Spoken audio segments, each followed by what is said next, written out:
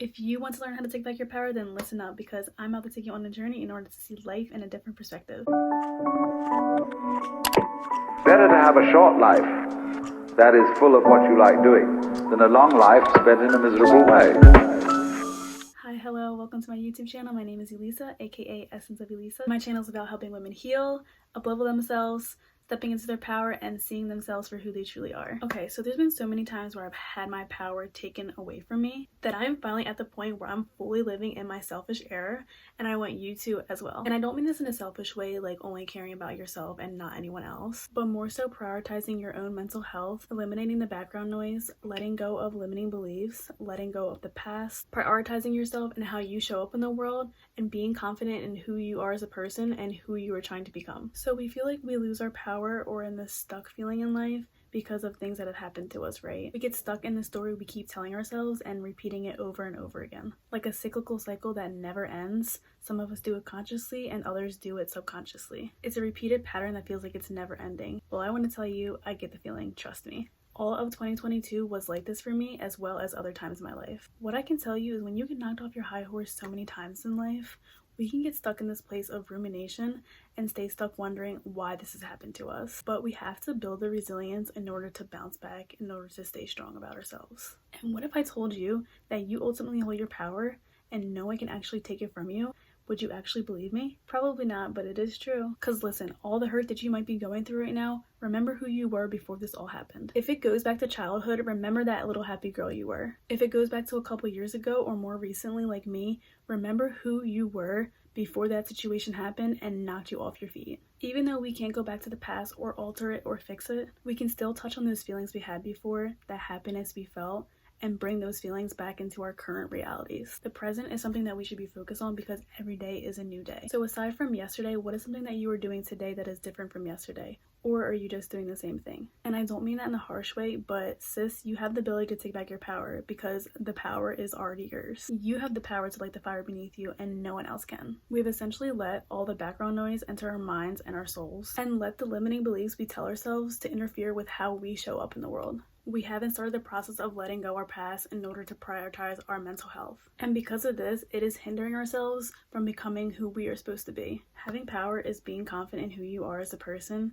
expressing yourselves and setting your boundaries, being authentic to yourself and showing that to the world, and not letting others come in and try to dim your light. Listen, because life is going to continue to happen, and whatever you believe in, God or the universe, whatever you call as your higher power, is going to continue to throw curveballs at you in your life.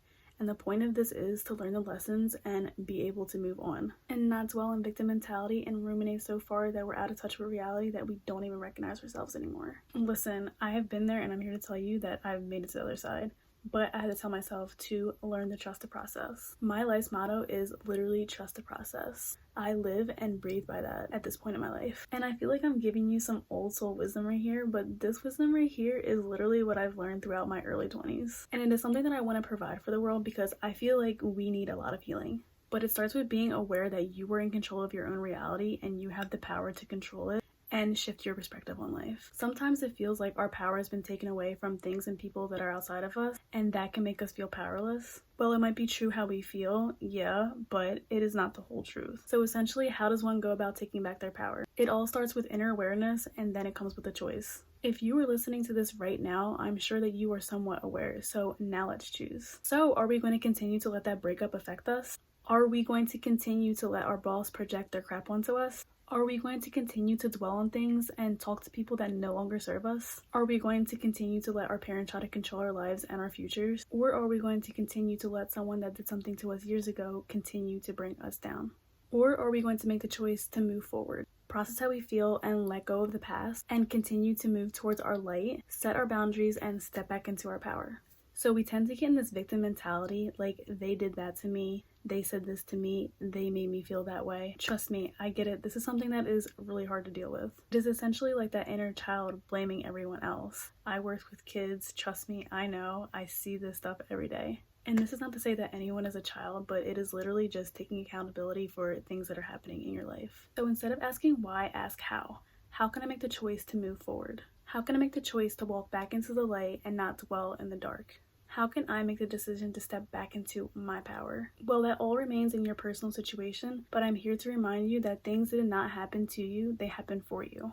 And you have the power to realize that and the choice to keep moving towards your light. So 2 things that have really helped me with taking back my power is journaling and meditation. Writing down how I feel and getting all those thoughts onto paper. I personally use Notion for all my journaling because I find it way easier to type out how I feel versus writing how I feel. Because whenever I write how I feel, my hand will literally just cramp up. I don't know who else can relate to that, but anyways, I meditate every morning for 10 minutes to feel my body and become more aware of my thoughts, but I never attach myself to them. So like I mentioned before, sometimes it does feel like our power has been taken away from us from things and people that are outside of us. And this is because that is where we are putting our attention, and we attach ourselves to that in those situations. But when you start to put the focus back onto yourself, your perspective will change over time. So I want you to put your energy back into yourself and your life. And this is just a friendly reminder that you are the power sis.